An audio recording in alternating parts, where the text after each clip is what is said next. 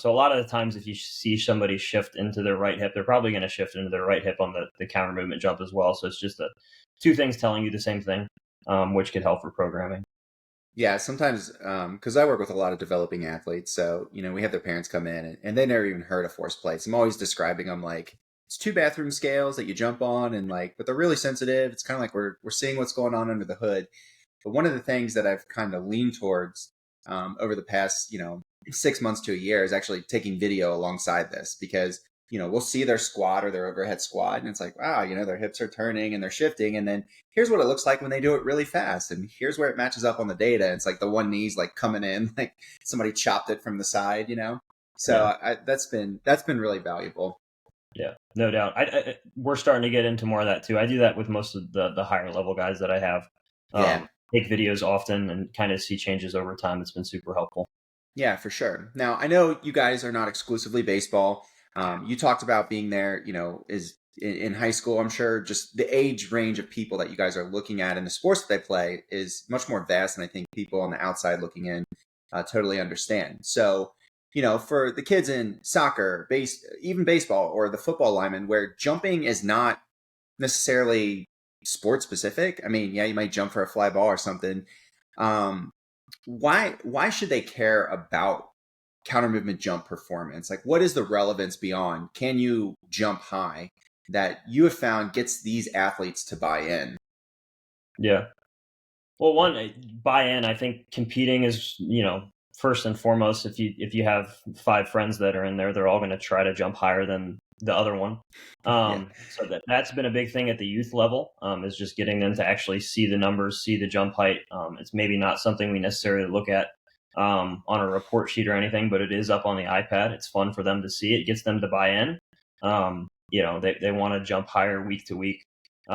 But like just speaking to the different sports, I think the higher the amount of ground reaction force you have, the faster you're going to be, the quicker you're going to get in and out of cuts. We Hmm. might look at different tests for different sports. We don't deal too much with other sports, and we're probably 99% baseball, and we have a good group of volleyball, soccer, golf, tennis, athletes as well. Yep. So we might delve into some different tests to test other qualities. Obviously, with a counter movement jump, you're getting a slow stretch shortening cycle, whereas maybe for a track athlete, we do a multi rebound, or a soccer athlete, we do a drop jump. So on and so Hmm. forth. Um, so that's kind of how we standardize it for the other athletes as well. But I think speaking to like the youth population, the force plates are probably just used as a trend tool more than an evaluative tool. I for context, I evaled a 9-year-old 2 weeks ago. Hmm. On day one, we did force plate jumps. I didn't dive into the shape of the graph or what his Sure. peak velocity was or anything like that. But in 6 months, when the parents want to see a check-in or anything like that, like seeing the trend reports and the trends of peak velocity and jump height and ground reaction report, like that's going to be a huge play at showing where the progress has come. And most of the kids that buy into it, they know their jump height one, and they might know a few other numbers. Yep. But just seeing trends over time is probably the biggest thing at that level.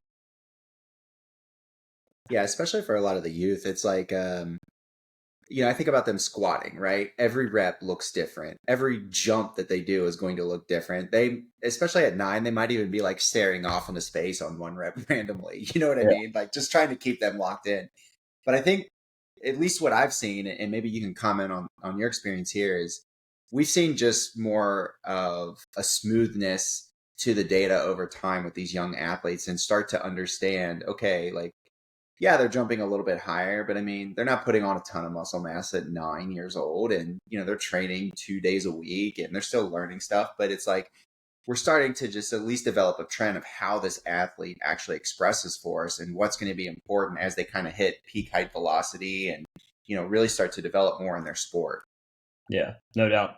And just kind of speaking to smoothness, this made me think of it, but in terms of graph shape over time as well, I know that's not necessarily like a trend report you can, easily look at, but you look at their trend or look at their force time curve on day one versus, day one of program 6. It's going to look a lot different And that's just a qualitative thing of them being able to be a little bit more smoother through force production as well.